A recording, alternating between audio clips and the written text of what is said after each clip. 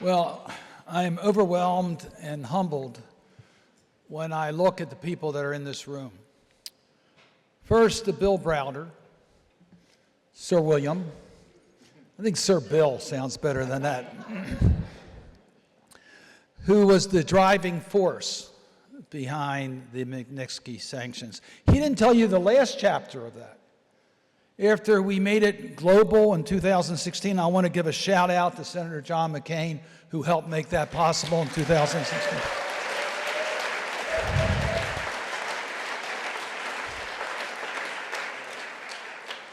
Our defense of human rights defenders has always been bipartisan, and we're going to make sure it is maintained bipartisan in the Congress moving forward.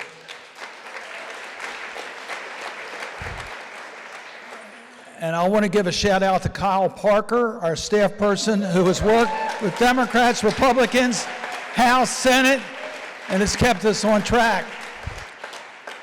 But in 2017 or 18, when President Putin met with President Trump, he asked President Trump to do something about the Magnitsky sanctions. So we decided to listen to Mr. Putin. And in 2022, we made it permanent, so it's going to be there forever to make sure these tools are available.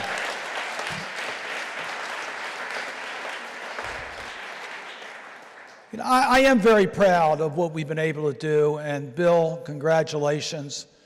This is now the global standard for accountability for human rights violators. If their own country will not persecute them and hold them accountable, we won't let them visit our country or use our banking system, because they want their properties protected by a country that believes in rule of law, even though they come from a country that does not believe in rule of law, and we're not going to let them get away with that. And it works. It has been effective. So I am so proud to have been part of this story. But I must tell you, I feel guilty accepting this award tonight. When I look at those that have literally put their life on the line to stand up for the rights of their fellow citizens, to express themselves, to demand proper living conditions, to take on political decisions that are wrong. I can do that, and I can live in the comfort of the United States of America. But one of the reasons that we wanted to make sure that we did what we could to protect human rights defenders is because that's what makes America, the United Kingdom, and democratic states strong. We believe in values. Our foreign policy must be based upon values. And that's what the Magnitsky sanctions allow us to do. But as I said, I feel guilty because there's people out there that put their lives on the line to do this. I didn't have to do that. You've already recognized my friend Vladimir Kara-Murza and Virginia. I met with Vladimir in my office after he was poisoned the second time. And I must tell you, he motivated us to do more in the United States. And we knew he was going to go back to Russia because he was committed to doing everything he could to help. In prison just because he spoke out against Putin's war in Ukraine. That's a hero. Not a person who can work in the comfort of our own country that protects us, and so many others that are in that category. I want to leave you with one major message today, and that is never give up hope.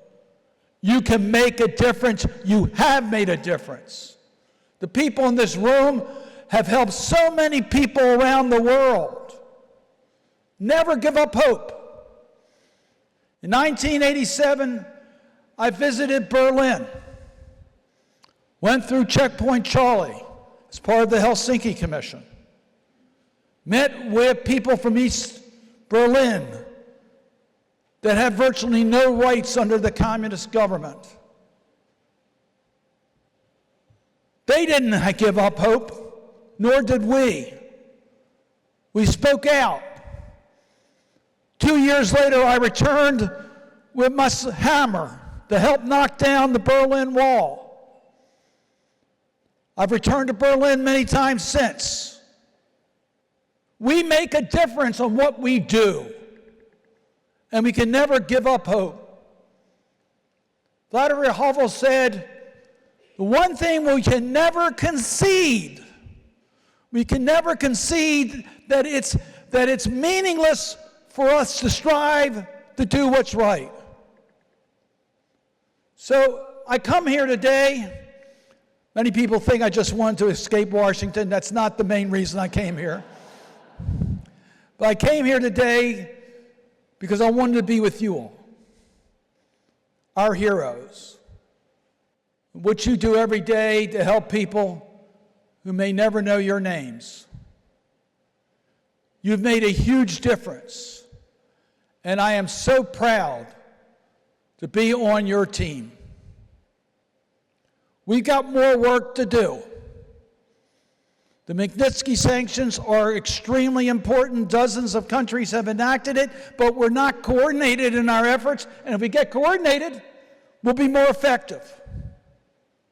We got human rights defenders who need our legislatures to pass laws to protect them, so they know we have their back. We're in the process of doing that in the United States. We need to work together to identify what every nation needs to do to fight corruption. And we started doing that in the United States. I have the honor right now of chairing the Senate Foreign Relations Committee that allow me to get some big things done to fight corruption. Corruption's the sauce that allows a Putin to exist. And we all need to do more to make sure there's a brighter future for all the people in the world. We're fighting for the Russians. We're fighting for the Belarusians. We're fighting for all those that are living in countries of autocratic, oppressed leaders. And together, we're going to make a difference because we'll never give up hope. Thank you all very much.